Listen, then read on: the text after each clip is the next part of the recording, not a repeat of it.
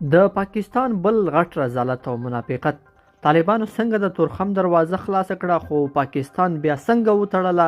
تازه جزئیات څه دي، په کومو مواردو باندې جنجال راغلی دی، جزئیات را سره په ویډیو کې وګورئ او چینل سبسکرایب کړئ. لیدونکو سلام. پاکستان د تورخم دروازه د تګ راتګ لپاره بیرته تړلې ده.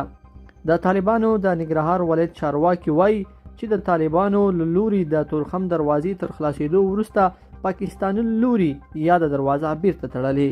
د ننګرهار ولایت مقام له مطبوعاتي دفتر خبره شوې خبرتیا کې ویل شوي دي خلک دې تر بلې خبرتیا پورې د تورخم پر دروازه له تګ راتګ څخه ډډه وکړي. د تورخم دروازې د بیرته تړل کېدو خبر داسې مهال ورکول کېږي چې کابل ته د پاکستان د لوړپوړي امنیتي پلاوي له راتګ وروسته اسلام آباد کې د افغانستان سفارت خبر ورکړ چې نن پنجشنبه به د تورخم دروازه د تګ راتګ لپاره خلاصه شي. تر اوسه د پاکستان له لوري د تورخم دروازې د بیرته تړل کېدو لامل نه دی په ډاګه شوی.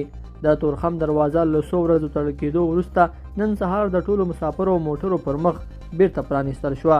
د طالبانو تر کنټرول لاندې باختر اژانس د ننګرهار د سیمه ییزو مسؤلینو له قوله خبر ورکړی و چې دغه دروازه د طالبانو او د پاکستاني لوړپوړو مسؤلینو لخوا د هر ډول تګ راتګ پر مخ پرانیستل شوه. تر دې مخکې په اسلام آباد کې د افغانستان سفارت تیر ماښام په یو ټویټ کې ویلي و چې دغه دروازه به پرانیستل شي.